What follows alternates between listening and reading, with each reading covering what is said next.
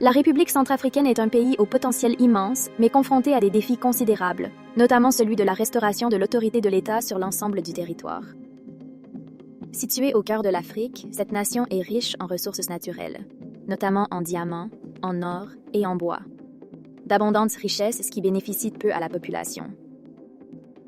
Depuis son indépendance en 1960, la République centrafricaine a traversé des périodes de grande instabilité politique et de conflits internes. Ces conflits, alimentés par des rivalités ethniques, des luttes de pouvoir et la présence de groupes armés, ont freiné le développement économique du pays. Aujourd'hui, l'insécurité reste le plus grand obstacle à la stabilité et à la prospérité du pays. L'économie du pays est largement dépendante de l'agriculture, qui emploie près de 80% de la population. Le café, le coton et le manioc sont les principales cultures. Mais l'agriculture reste largement sous-développée, en grande partie à cause de l'insécurité et du manque d'infrastructures.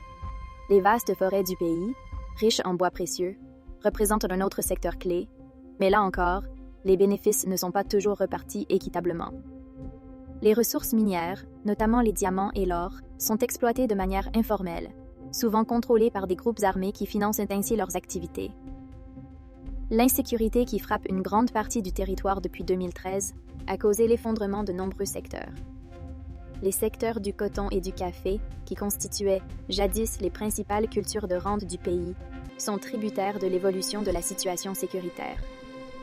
Cette situation prive l'État de revenus essentiels et contribue à maintenir un cercle vicieux de pauvreté et de violence.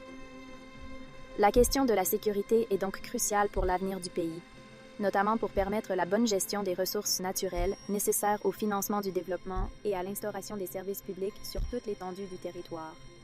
L'industrie manufacturière, poissons, sucre, cigarettes, etc., et le commerce conservent une importance non négligeable dans la formation du PIB, environ 18% et 14% respectivement en 2018. La situation des finances publiques demeure préoccupante. Avec un accès limité aux financements internationaux et une économie affaiblie par l'insécurité, le pays dépend largement du financement extérieur pour ses besoins de base. Le déficit budgétaire a atteint 4,5% en 2022, après 5,1% en 2021. La dette publique continue d'augmenter, 51,9% du PIB en 2022 contre 47,6% en 2021. Sa soutenabilité reste donc un défi de taille. La croissance du PIB réel est estimée à 0% en 2022 contre 1% en 2021.